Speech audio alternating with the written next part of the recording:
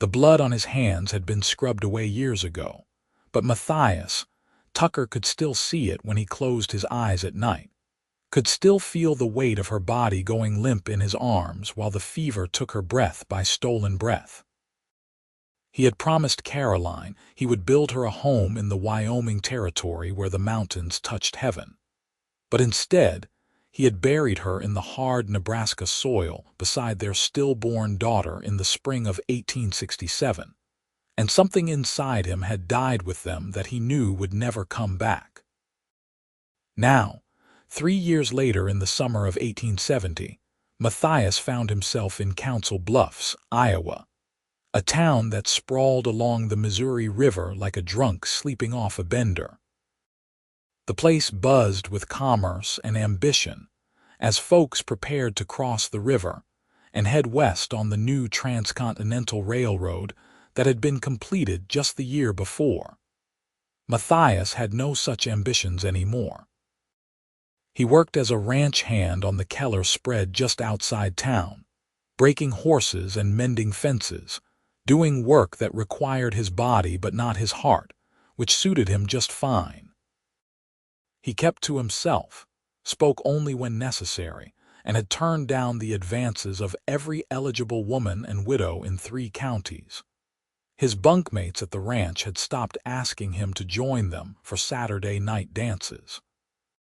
Even old man Keller had stopped trying to set him up with his niece from Omaha. The evening was thick and humid, the kind of heat that made shirts stick to skin and turned tempers short. Matthias had finished his work early, mucking out stalls and doctoring a mare with colic, and he walked the half-mile to the creek that ran through a stand of cottonwoods on the edge of Keller's property. It was his ritual, this walk, the one time of day when he allowed himself to think about Caroline, to remember the sound of her laugh and the way she had looked at him like he hung the moon and stars just for her. He would sit by the water until the memories became too sharp. Then he would walk back to the bunkhouse and fall into a dreamless sleep, aided by whatever whiskey he could afford. The creek ran shallow this time of year, barely more than a trickle over smooth stones, but the cottonwoods provided shade, and the sound of the water was soothing in a way that nothing else seemed to be anymore. Matthias settled onto his usual spot, a flat rock near the bank, and pulled off his hat, wiping the sweat from his forehead with his sleeve. He was 32 years old and felt twice that, worn down by grief and guilt in equal measure. Caroline had begged him not to take that job driving cattle through the Dakotas the winter she was pregnant, but he had wanted to make extra money for the baby, wanted to provide. He had been gone when she caught the fever, gone when she needed him most, and he had returned to find her already 2 weeks in the ground, buried by neighbors who had tried their best but could not save her. He was so lost in his thoughts that he did not hear the footsteps until they were quite close, and when he looked up, he found a woman standing a few yards away, clearly startled to find the spot occupied. She was young, perhaps mid-20s, with dark brown hair pulled back in a simple bun, and wearing a plain gray dress that had seen better days but was clean and carefully mended. What struck Matthias most was her eyes, a deep brown that reminded him of creek water over stones, and the way she seemed to carry a quietness around her like a shawl, not the nervous silence of someone timid, but the peaceful quiet of someone comfortable with their own company. "I apologize," she said, her voice soft but clear. "I did not know anyone else came here." Matthias should have said it was fine, should have offered her the spot and left, but something about her presence felt different from the usual attempts by well-meaning townspeople to draw him into conversation. She was not looking at him with pity or curiosity, just simple acknowledgement, and before he could think better of it, he found himself gesturing to a spot a few feet away. "Creek's big enough for 2, he said. She hesitated only a moment before nodding and moving to sit on a smaller rock near the water's edge, not too close, but not at a distance that would require shouting. She did not say anything else, did not pepper him with questions or try to force conversation, and Matthias felt something in his chest ease just slightly. They sat in silence for several minutes, the only sounds the gentle burble of the creek and the rustle of cottonwood leaves overhead.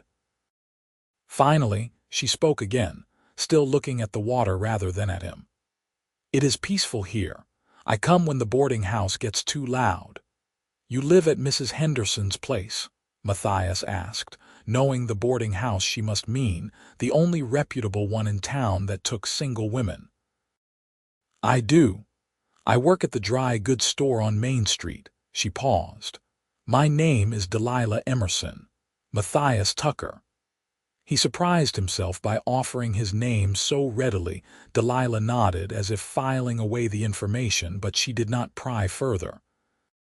Instead, she bent forward and trailed her fingers in the cool water, and Matthias found himself watching the simple gesture, the way the water rippled away from her hand. There was something graceful about her movements, economical and sure, and he wondered what her story was, why she was working in a store and living in a boarding house rather than married with a home of her own. But he did not ask, respecting her privacy the way she seemed to respect his.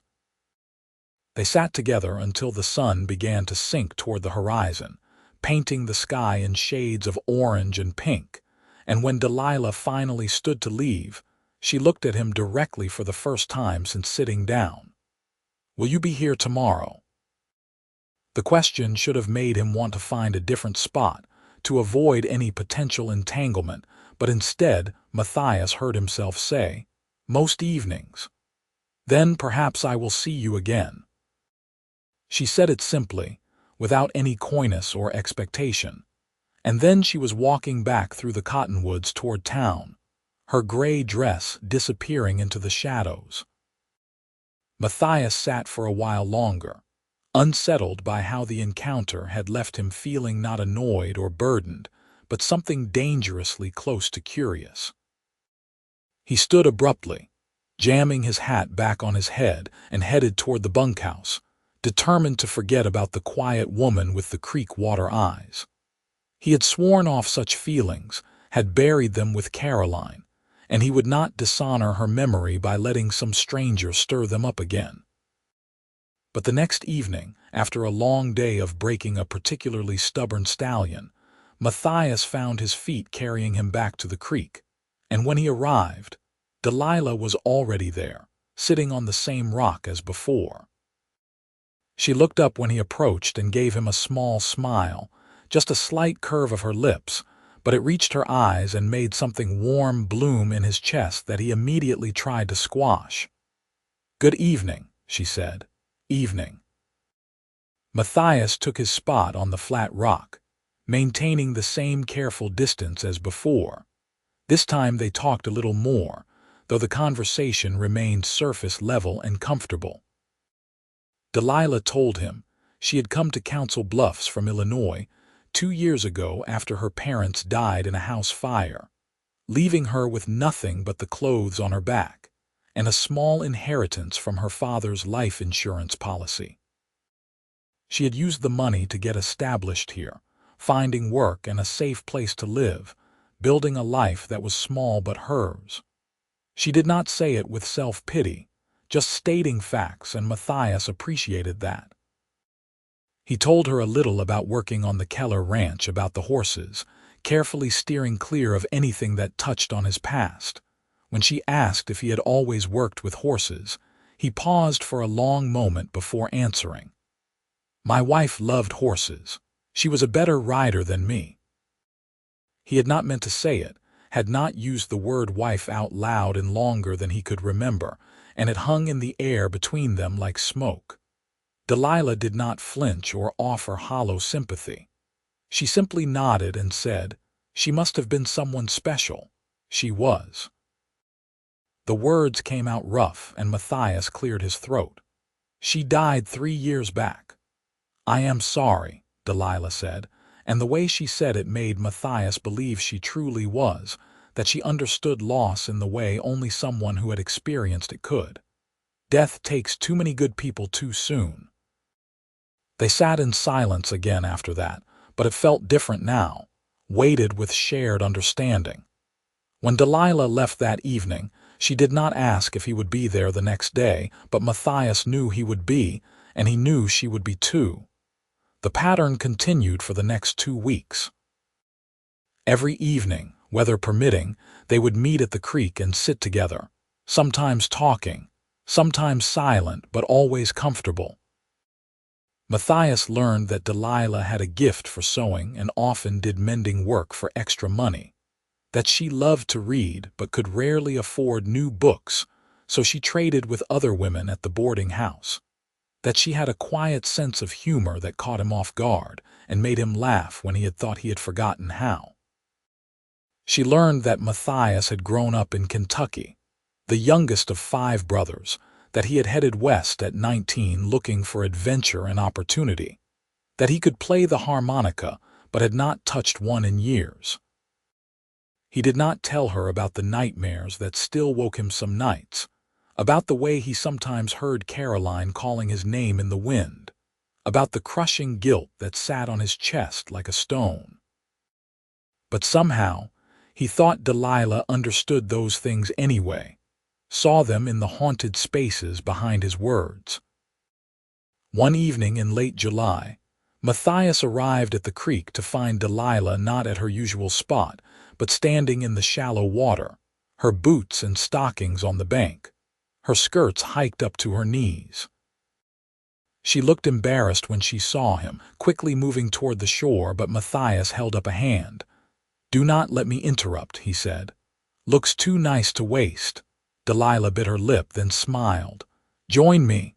The water feels wonderful." Matthias hesitated. It felt too intimate somehow, too much like something a courting couple would do, and he was not courting Delilah. They were just 2 lonely people who happened to sit by the same creek each evening. But the water did look inviting, and his feet were hot and sore from a day in the saddle. So he found himself pulling off his boots and socks and rolling up his pant legs before wading in. The water was cool and perfect, barely reaching mid-calf, and Matthias closed his eyes for a moment, savoring the sensation. When he opened them, Delilah was watching him with an expression he could not quite read. "What?" he asked. "You smiled," she said. "I have never seen you smile before." "It suits you." Matthias felt heat rise to his face that had nothing to do with the summer sun. He looked away, suddenly self-conscious, and splashed some water on his wrists. "Has not been much to smile about lately. I know the feeling." Delilah bent and cupped water in her hands, letting it run through her fingers. "But I have found that sometimes you have to look hard for small moments of happiness, or you forget what it feels like altogether." "Is that what this is?" Matthias asked, surprising himself with the question. "Happiness?" Delilah met his gaze, and there was something vulnerable in her expression, something open. "I think it could be, if we let it."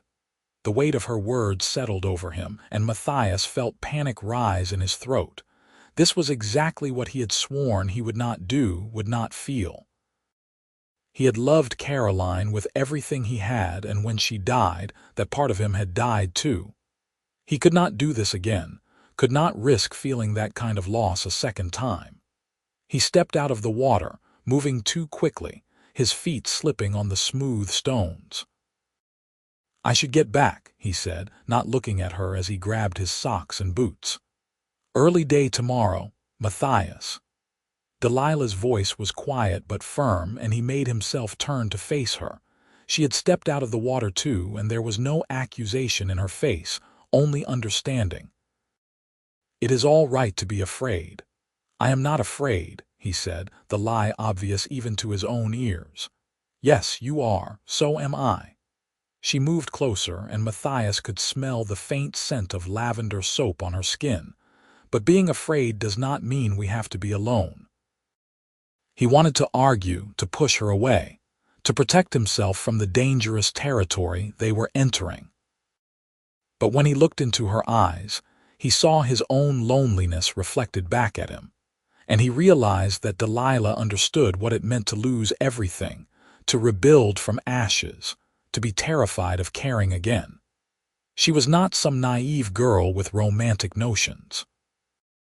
She was a woman who had survived and was still surviving, one day at a time, and she was offering him something precious, the possibility that life might hold more than just work and grief and empty evenings. "I cannot promise anything," he finally said, his voice rough. "I am not asking for promises. Just do not run away." Delilah reached out and touched his arm just briefly, and even that small contact sent warmth spreading through him. "Whatever this is, wherever it goes, let it unfold naturally. Can you do that?" Matthias looked at her hand on his arm, then back at her face, and slowly nodded. "I can try." Something shifted between them after that evening, a subtle change in the air that made Matthias both nervous and exhilarated. They still met at the creek, but now they sometimes walked along the bank together, talking more freely, sharing pieces of their pasts that they had kept hidden. Delilah told him about her childhood in Illinois, about her father's hardware store and her mother's flower garden, about how she had been engaged once to a young man named Peter who had died of cholera 2 weeks before their wedding. She had been 19, and his death had devastated her family, especially when Peter's parents had blamed her somehow, as if her presence had brought bad luck. The house fire that killed her parents had happened a year later, and Delilah had fled Illinois to escape the memories and the accusations. Matthias told her about Caroline, and it hurt less than he expected, like lancing a wound that had festered too long. He described how they had met at a church social in Nebraska City, how she had been the daughter of a blacksmith and had hands as calloused as any ranch wife, but a laugh like wind chimes. He told Delilah about the baby, about how excited Caroline had been, how she had knitted tiny booties and sewn little gowns, about how he had come home to find it all boxed up and given away by the neighbors who had not known what else to do. He told her about the guilt, about how he should have been there, should have protected them. Delilah listened without interrupting, and when he finished, she took his hand and held it, her thumb rubbing small circles on his palm. "You could not have known. You could not have stopped it. Fevers take who they take, and being there would not have changed that. It only would have meant you watched her die." "I should have watched her die," Matthias said, his voice breaking. "She should not have been alone. She was not alone. You said the neighbors were there. And even if she had been, she knew you loved her. That is what matters. She knew." Delilah squeezed his hand. "You honored her by trying to provide. There is no shame in that." Matthias felt tears burn behind his eyes, the first he had allowed himself since the funeral, and Delilah pulled him close, letting him rest his head on her shoulder while he wept. It was not dramatic or loud, just the quiet release of 3 years of locked-away grief, and when it was done, he felt lighter somehow, as if a burden had been lifted that he had not known he was still carrying. "Thank you," he whispered. "You do not need to thank me," Delilah said. "We help each other. That is what people do." August arrived with thunderstorms that rolled across the plains like freight trains, and on the evenings when rain kept them from the creek, Matthias found himself restless and irritable, missing Delilah's presence more than he wanted to admit. On one such evening, he went into town and stood outside the dry goods store where she worked, feeling foolish but unable to stop himself. When she emerged at closing time and saw him waiting, her face lit up in a way that made his heart stutter. "I hoped you might come," she said. "Would you walk me back to the boarding house?" They walked slowly through the rain-washed streets, and Matthias carried her small basket of personal items while she told him about a difficult customer who had tried to return fabric she had clearly already cut and sewn into curtains. They laughed together, and Matthias realized with a start that this felt normal, comfortable, like something a courting couple would do. And instead of panicking, he found he liked it. When they reached the boarding house, Delilah turned to face him, raindrops glistening in her hair like tiny diamonds. "Would you like to come to the church social on Saturday? It is not fancy, just supper and music, but I thought perhaps you might enjoy it." Matthias's first instinct was to refuse. He had avoided such events since Caroline's death, unable to bear the festivities and forced cheerfulness. But looking at Delilah's hopeful expression, he found himself nodding. "All right, I will come." Her smile was radiant. "Truly." "You are not just saying that to be polite, truly.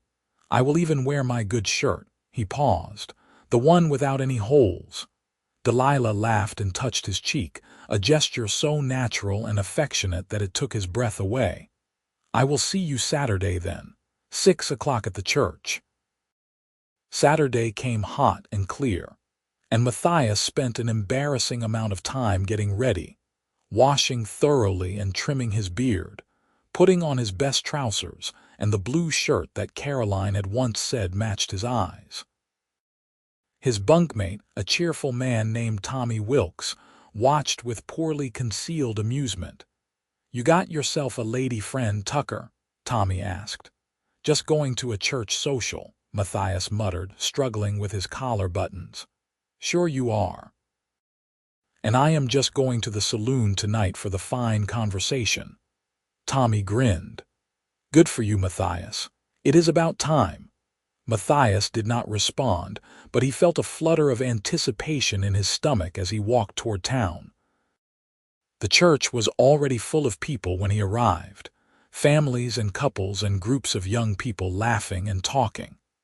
He spotted Delilah immediately, standing near the food tables and wearing a dress he had not seen before, a soft blue cotton that brought out the warmth in her eyes.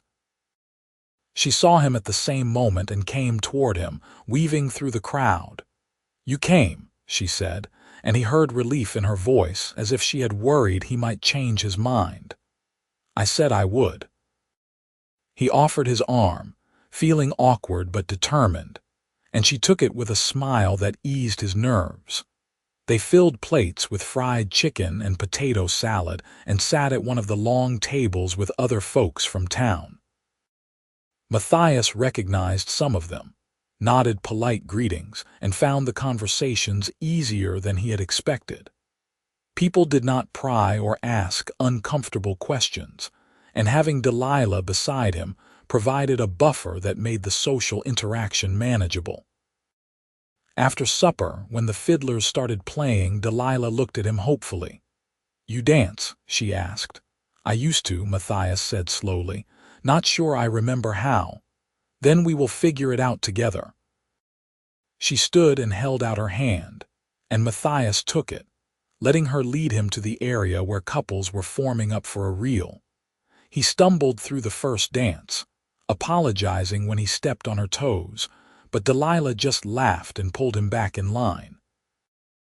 By the third dance, he had found the rhythm again, and by the fifth, he was actually enjoying himself, caught up in the music and the movement and the feel of Delilah's hand in his.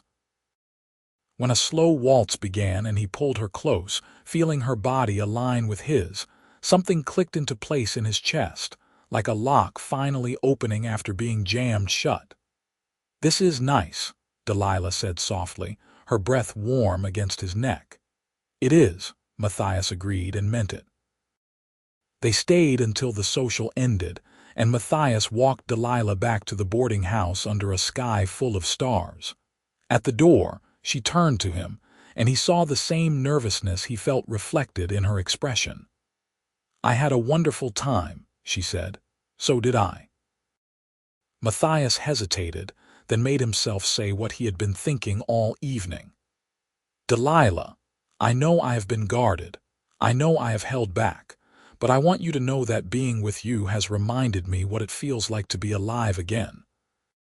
I had forgotten, and I thought maybe I did not deserve to remember, but you have shown me otherwise.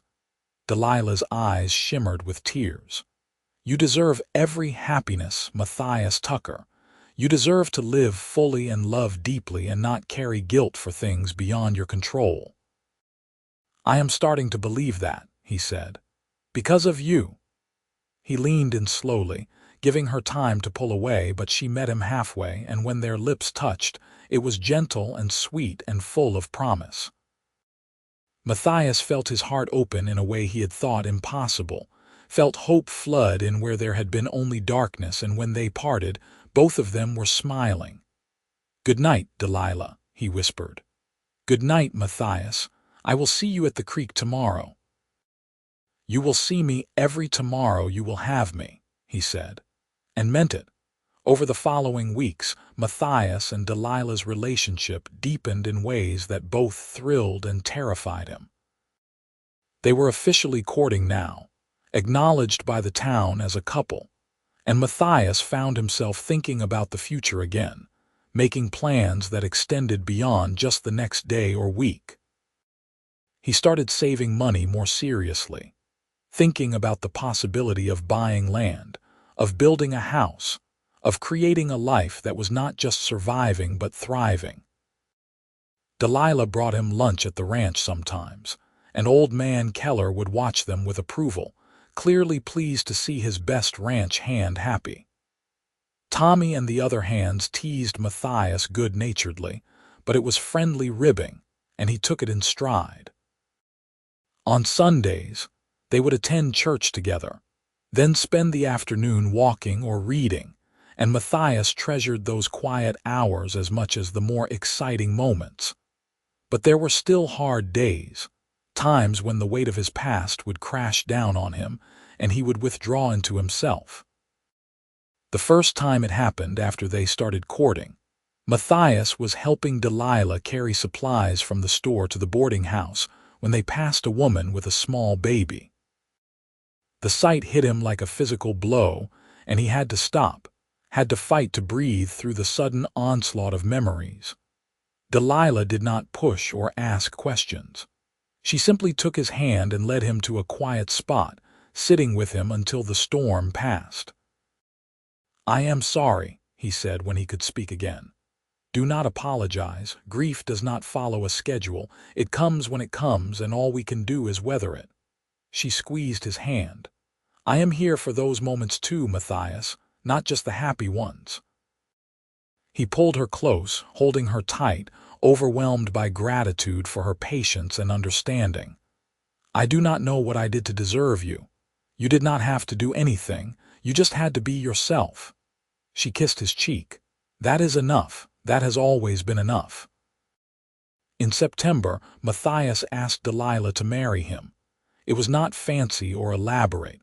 They were at their creek, sitting on their usual rocks as the sun set, and he simply took her hand and said, "I want to spend my life with you, Delilah Emerson. Will you be my wife?" Delilah's eyes filled with tears, but she was smiling. "Yes, yes, Matthias, I will marry you." He kissed her then, deep and passionate, pouring all his love and hope into it, and when they parted, both of them were laughing and crying at once. They made plans immediately, deciding on a November wedding to give them time to prepare. Matthias spoke with old man Keller about buying a piece of land on the edge of the ranch property, and Keller agreed to sell him 5 acres at a fair price, with payments spread over time. It was enough for a house and a small barn, room to grow, and Matthias threw himself into building with an energy he had not felt in years. The other ranch hands helped on their days off, and slowly a house took shape, small but sturdy, with 2 bedrooms and a good stone fireplace. Delilah sewed curtains and helped paint, and the women from the boarding house and church contributed quilts and kitchen items. It felt like the whole town was invested in their happiness, and Matthias found himself touched by the generosity, by the sense of community he had kept himself apart from for so long. As the wedding approached, Matthias found himself thinking more about Caroline, but in a different way now. The guilt had eased, replaced by gratitude for the time they had shared and acceptance that loving her did not mean he could not love again.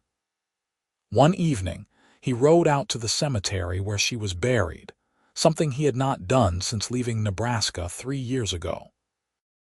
He stood before her grave and talked to her, telling her about Delilah, about the wedding, about how he hoped she would understand and approve. The wind rustled through the dry grass, and Matthias felt a sense of peace settle over him. Caroline would have wanted him to be happy. She would have wanted him to live fully, to love again, to build the family they had dreamed of. Loving Delilah was not betraying Caroline's memory. It was honoring it by refusing to let grief destroy him. "Thank you," he said to the gravestone. "Thank you for loving me, for teaching me what love could be. I will never forget you, but I am ready to move forward now. I hope you can forgive me for how long it took." He placed a bouquet of wildflowers on the grave and rode back to Council Bluffs with a lighter heart. The wedding took place on a crisp November morning, the church filled with friends and well-wishers. Delilah wore a simple white dress that she had sewn herself, with flowers in her hair, and Matthias thought she was the most beautiful thing he had ever seen. When they spoke their vows, his voice was steady and sure, no hesitation or doubt, and when the preacher pronounced them husband and wife, Matthias kissed her with all the love and promise he had to give.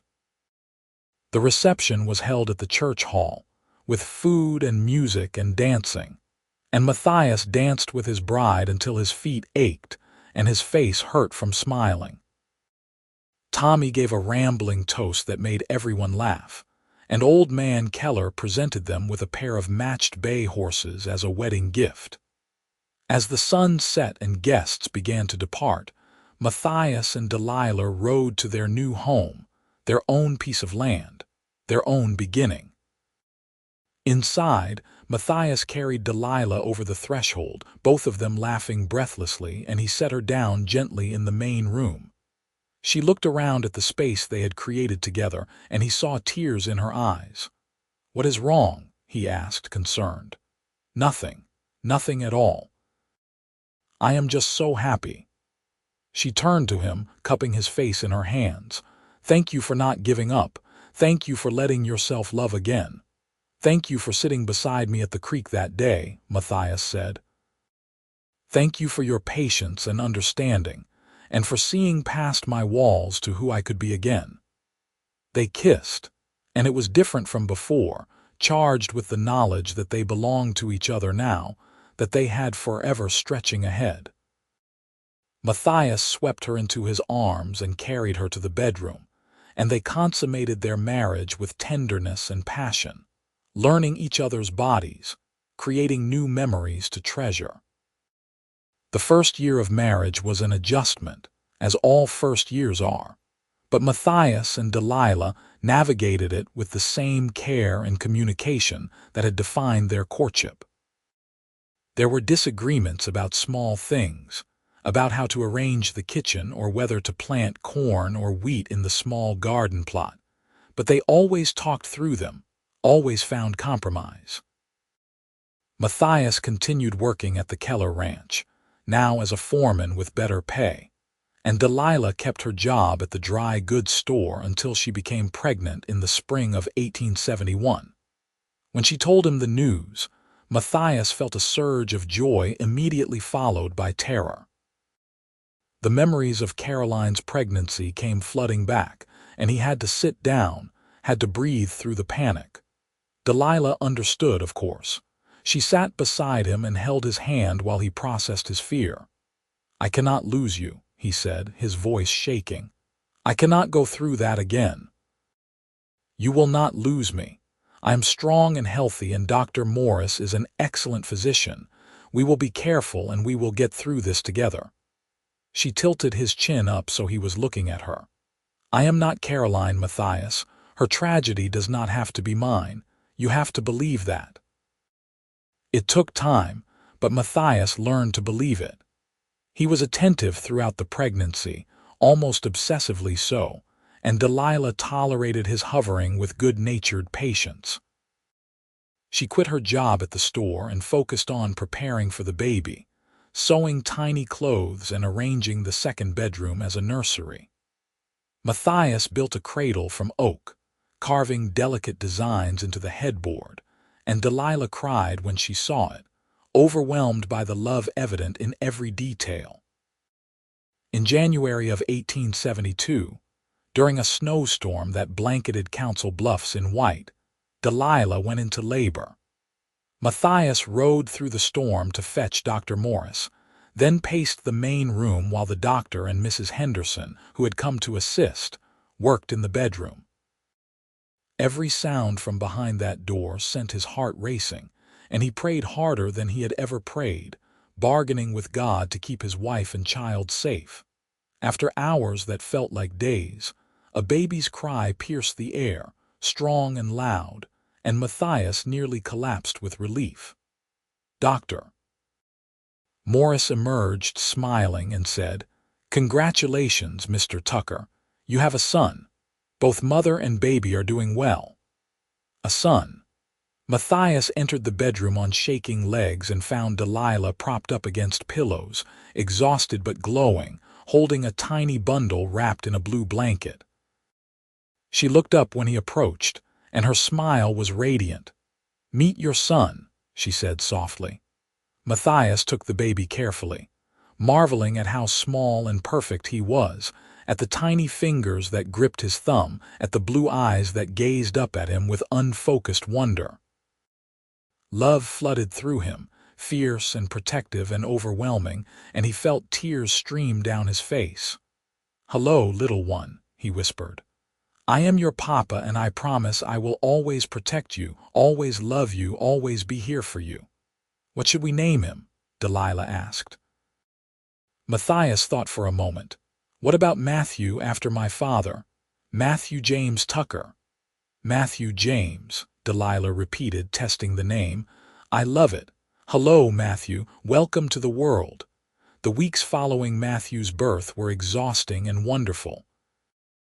Matthias took time off from the ranch to help Delilah, learning how to change diapers and warm bottles when Delilah's milk was not enough, walking the floor at night with a fussy baby while singing old Kentucky lullabies. He was terrified of doing something wrong, of somehow failing this tiny person who depended on him completely. But Delilah assured him constantly that he was doing fine, that Matthew was thriving. As winter gave way to spring, Matthew grew from a tiny newborn into a plump, happy baby who smiled and cooed and filled their home with joy. Matthias would sit in the rocking chair by the fireplace, holding his son and marveling at the miracle of it all, at how his life had transformed from empty survival to rich fulfillment. He thought of Caroline sometimes, wondered if she would be happy for him, and decided that she would be. She had never been petty or jealous. She would want him to have this. Life settled into a comfortable rhythm. Matthias worked hard at the ranch, earning a reputation as one of the best horsemen in the county. Delilah managed their home with efficiency and grace, creating a warm and welcoming space that became a gathering place for friends and neighbors. They attended church on Sundays, went to town socials, and hosted dinners that always ran late because people enjoyed their company so much. When Matthew was 2, Delilah became pregnant again, and this time Matthias handled it with less fear and more confidence. Their daughter was born in the fall of 1874, a tiny, dark-haired thing they named Dorothy May. She was quieter than her brother had been, more observant, and Matthias adored her instantly. Watching Delilah with their children, seeing her patience and love, made him fall even more deeply in love with his wife. The years passed in a blur of birthdays and holidays and everyday moments that made up a life well lived. Matthew grew into a serious boy who loved animals and wanted to be a rancher like his father. Dorothy was sweet and imaginative, always telling stories and putting on little plays for the family. In 1877, Delilah gave birth to twin boys, Samuel and Seth, who were handful from day one, but filled the house with laughter and chaos. Matthias prospered over the years, eventually buying more land and starting his own small ranch operation in partnership with Old Man Keller, who had become like a father to him. The ranch raised cattle and horses, and Matthew, now 10 years old, was already showing a real talent for working with animals. Dorothy helped her mother with the household and the younger boys, and Matthias often reflected on how blessed he was, how far he had come from that broken man sitting alone by a creek. One summer evening in 1880, Matthias and Delilah left the children with Mrs. Henderson and walked to their old spot by the creek, something they did occasionally when they needed to reconnect and remember their beginnings. They sat on the same rocks where they had first met, now worn smooth by years of use, and Matthias pulled Delilah close, resting his chin on her head. "Do you remember the first time we sat here?" he asked. "Of course. You were the saddest man I had ever seen." Delilah turned to look at him. "You barely looked at me." "I was terrified of feeling anything," Matthias admitted. "I thought if I let myself care about you, I would lose you too, and it would destroy me. But you took the risk anyway. You made it impossible not to." He kissed her forehead. "You sat beside me, quiet and patient, and you did not push or demand. You just offered your presence, and somehow that was exactly what I needed." Delilah smiled. "I needed it too. I was so lonely, Matthias. I had built a life here, but it felt empty. Then I found you at the creek, and even though we barely spoke, I felt less alone." "I love you," Matthias said, the words coming easily now after years of practice. "I love the life we have built, the family we have created. I love who I am when I am with you. I love you too. You are my best friend, my partner, the father of my children. You are everything I hoped for and more than I dreamed." She paused. "Do you ever think about Caroline?" "Sometimes," Matthias said honestly. "But not with pain anymore. I think about her with gratitude for what she taught me, for the love she showed me. She was part of my journey to you." "I wish I could have met her," Delilah said softly. "I think we would have been friends." "I think so too." Matthias stood and pulled Delilah to her feet. "Come on, let us go home to our children." They walked back hand in hand, and Matthias felt a profound sense of contentment. He had loved and lost and survived and loved again. And that was the great cycle of life, the ebb and flow that made it precious. He had sworn he would never love again, had believed his heart was buried with Caroline and their daughter, but then a quiet woman had sat beside him at a creek, and he had forgotten his vow, forgotten his fear, and opened himself to possibility. It had been the best decision of his life. The ranch continued to thrive through the 1880s. Matthias and Delilah added more acreage, hired hands to help with the work, and built a larger house to accommodate their growing family. Matthew, now a teenager, worked alongside his father every day, learning the business and showing a shrewd head for the financial side of ranching. Dorothy, at 13, was turning into a beautiful young woman with her mother's grace and her father's determination. The twins, Samuel and Seth, were 10 and inseparable, getting into mischief but working hard when required. In 1885, Delilah surprised everyone by becoming pregnant again at 39. The pregnancy was harder than the previous ones, and Matthias worried constantly, but Delilah remained calm and confident. In the spring of 1886, she gave birth to another daughter, whom they named Constance Grace. She was a tiny, delicate baby, and Matthias was terrified of breaking her, but she proved tougher than she looked, thriving under her family's love and attention. As the children grew older and began their own lives, Matthias and Delilah found themselves with more time together, and they cherished it. They would take rides across their land, discussing plans and dreams, or sit on the porch in the evenings watching the sunset. They grew old together gracefully, their love deepening with each passing year, rooted in shared experience and mutual respect. Matthew married a neighbor's daughter in 1890, and Matthias watched his eldest son exchange vows with pride and emotion, remembering his own wedding day nearly 2 decades earlier. Dorothy married in 1892 to a young lawyer from Omaha, and the wedding was a grand affair that left Delilah in happy tears for days. The twins showed no interest in settling down yet, content to work the ranch and court various young women without commitment, and little Constance was the baby of the family, doted on by everyone. In 1895, Matthew and his wife presented Matthias and Delilah with their first grandchild, a boy they named Matthias Jr. Holding his grandson for the first time, Matthias felt the circle of life complete in a profound way. He thought of his own father, long dead, and hoped he had made him proud. He thought of Caroline and their lost daughter, and silently told them about this new life, this continuation of legacy. He thought of the man he had been 25 years ago, broken and hopeless by a creek, and marveled at the journey. "What are you thinking?" Delilah asked, coming to stand beside him as he held the baby. "That I am the luckiest man alive," Matthias said. "That I almost missed all of this because I was too afraid to risk my heart again. That you saved me, Delilah, you and your quiet presence and your patient love." Delilah leaned her head on his shoulder. "We saved each other, Matthias.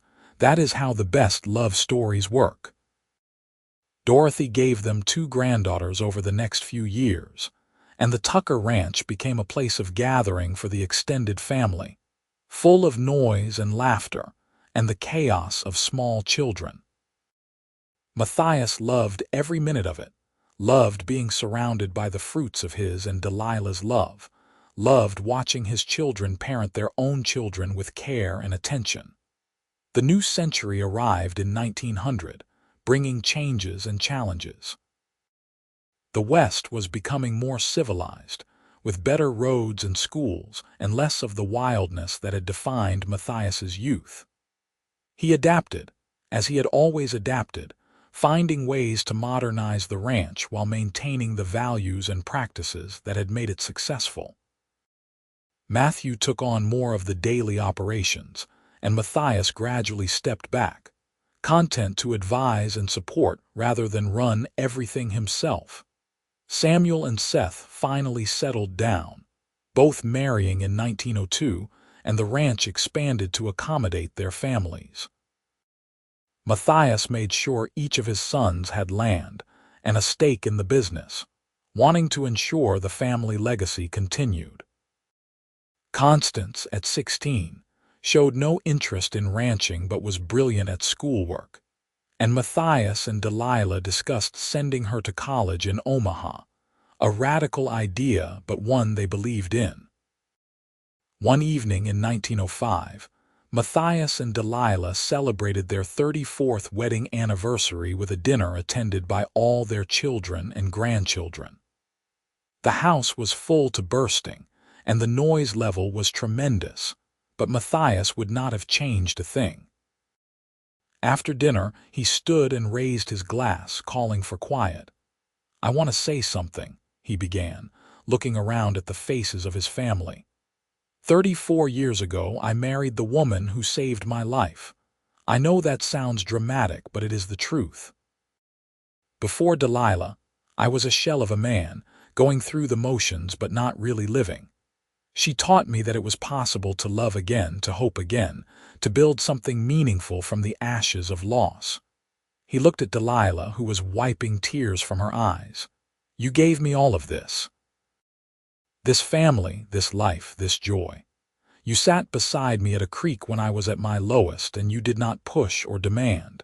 You just offered your quiet presence, and it was exactly what I needed. Every good thing in my life flows from that moment, from your patience and love."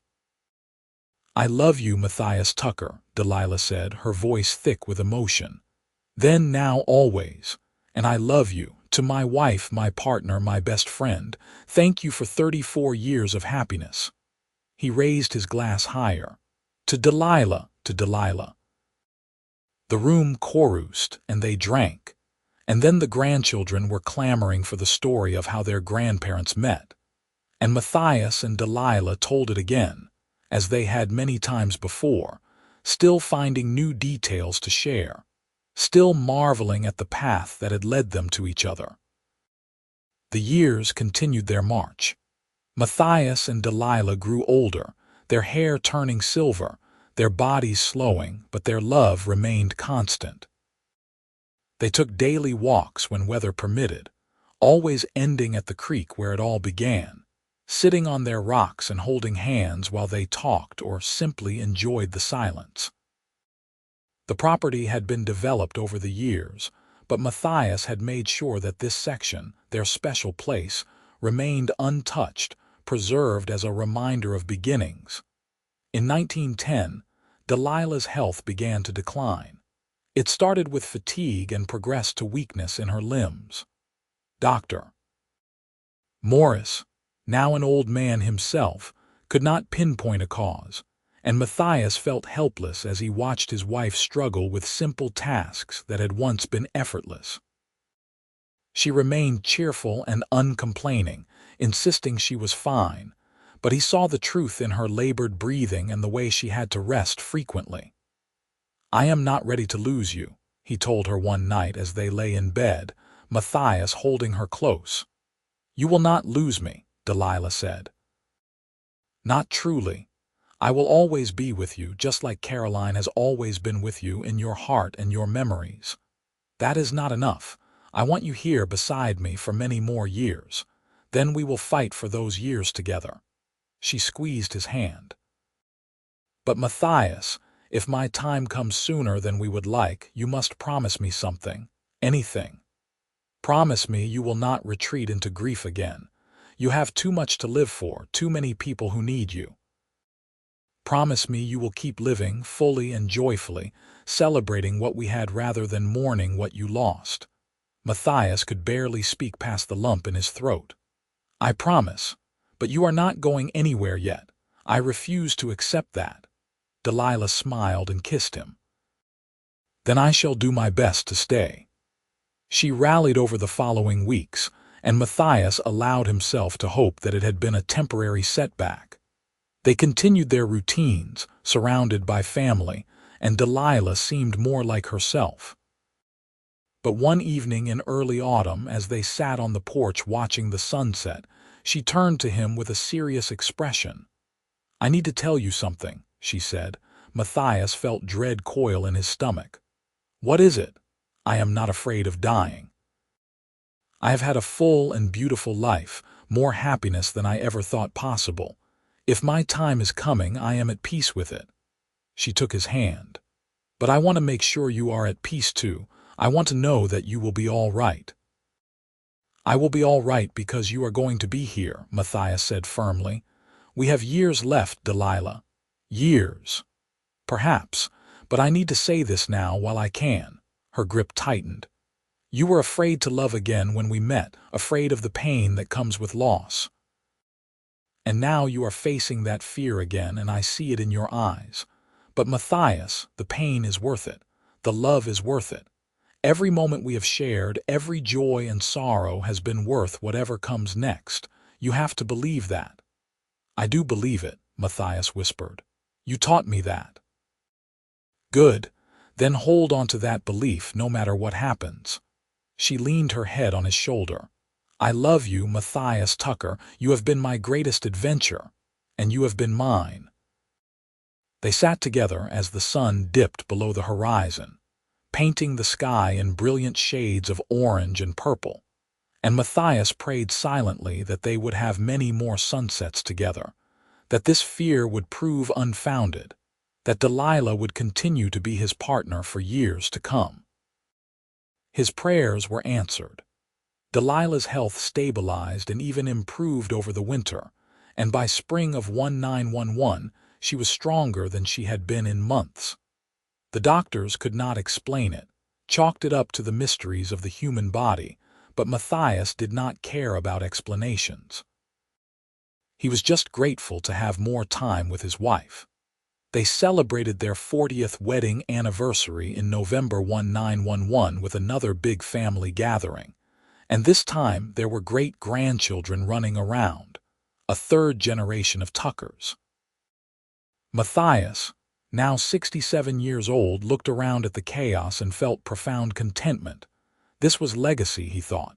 Not just land or money, but people, relationships, love passed down through the generations. "We did good," Delilah said, echoing his thoughts as she often did. "We did very good," Matthias agreed. The next several years were peaceful and pleasant. Matthias and Delilah took on the role of family elders with grace, offering advice when asked, but mostly just enjoying their children and grandchildren and great-grandchildren.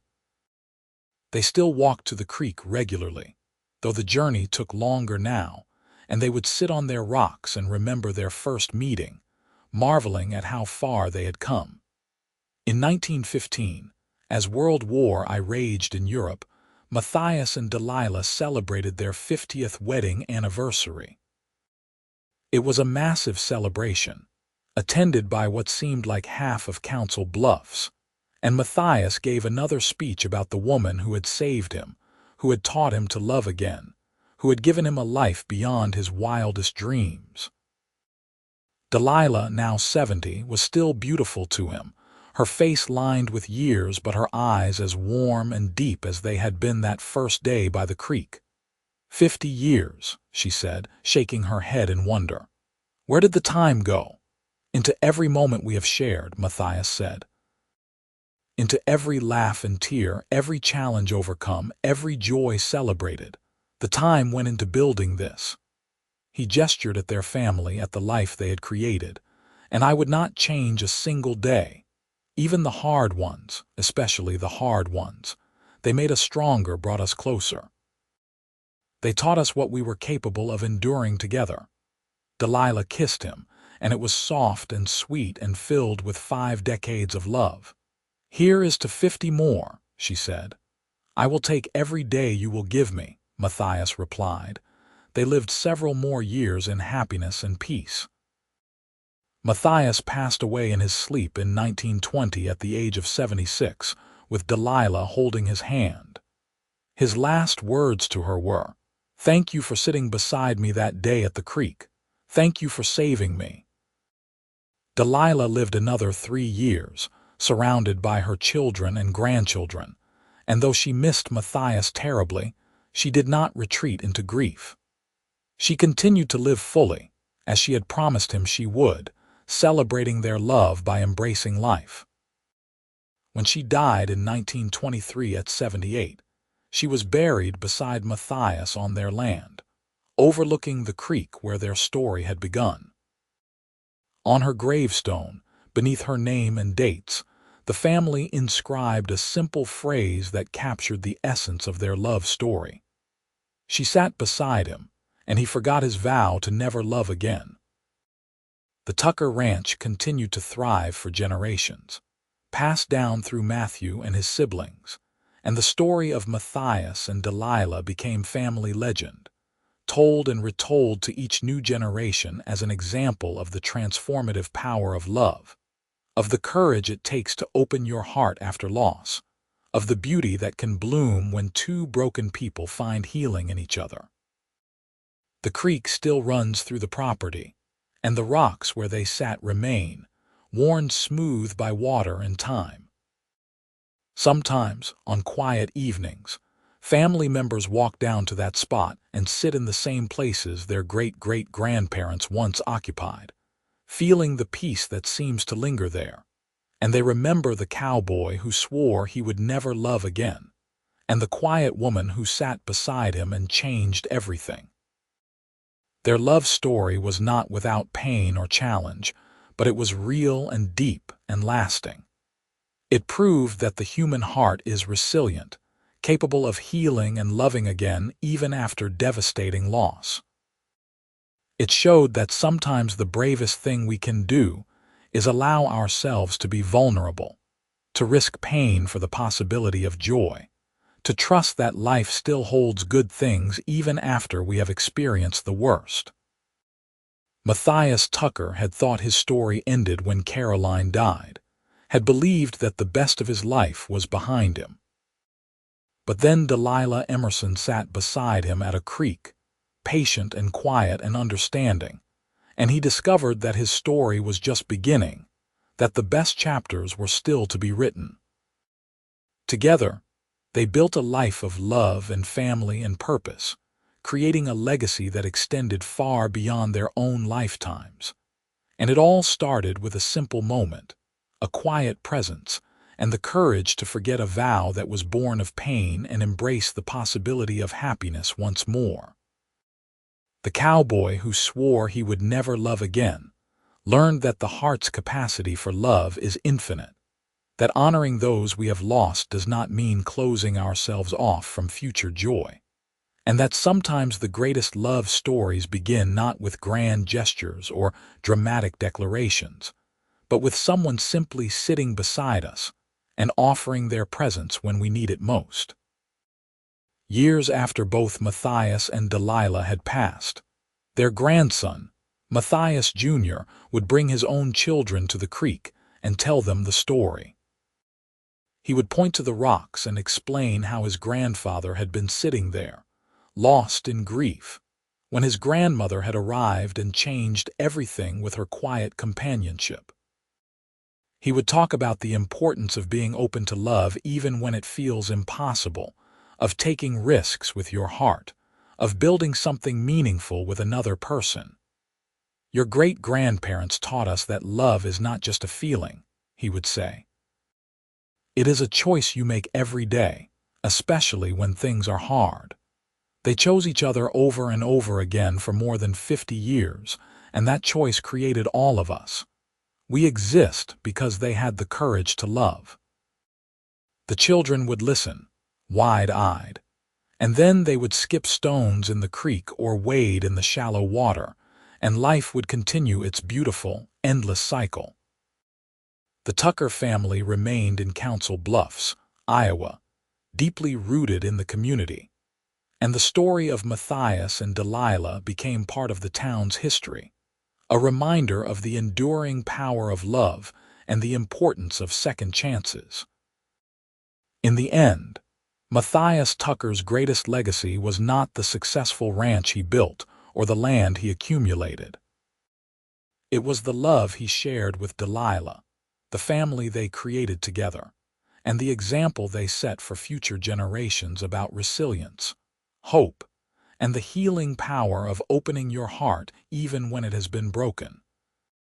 His life proved that our darkest moments do not define us, that grief does not have to be the end of the story, and that sometimes the most transformative moments come quietly, without fanfare, when we least expect them. The cowboy swore he would never love again. Then a quiet woman sat beside him at the creek, and he forgot his vow, forgot his fear, forgot everything except the possibility of hope. And in that forgetting, he found everything he had thought he lost: purpose, joy, connection, and a love that lasted not just a lifetime but echoed through the generations, a testament to the indomitable resilience of the human heart.